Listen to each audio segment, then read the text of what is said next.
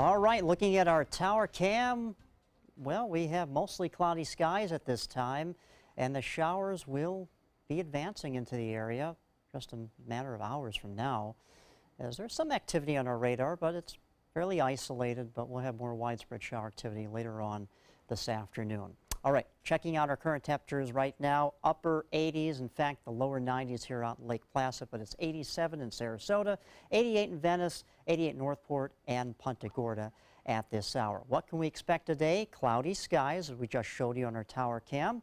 Afternoon showers and storms just like yesterday. This is going to be round 2 of this tropical moisture coming our way. And then, well, we're in store for a wet weekend. The question is, when will we dry out?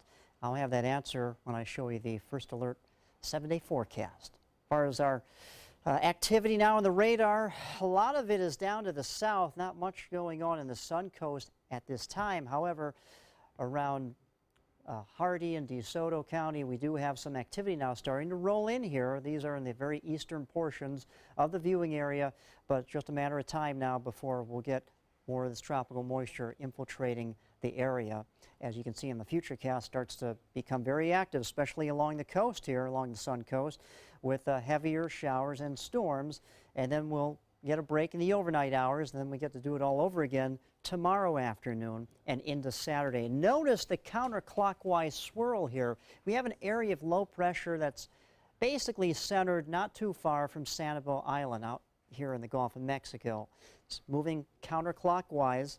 Doesn't have its act together, but it looks interesting, especially with what happened not too long ago with Emily. Was very disorganized, and in a matter of a few hours it became a tropical storm. So we're watching it pretty closely, but either way, by the time this is done, if it strengthens or even if it doesn't strengthen, it is going to bring plenty of rainfall to the Sun Coast.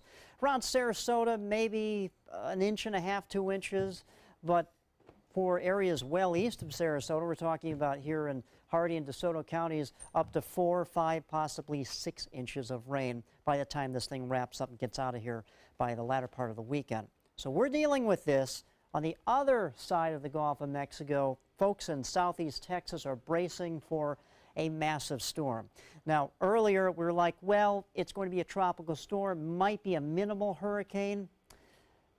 Well, what happened? What we've got is very warm waters.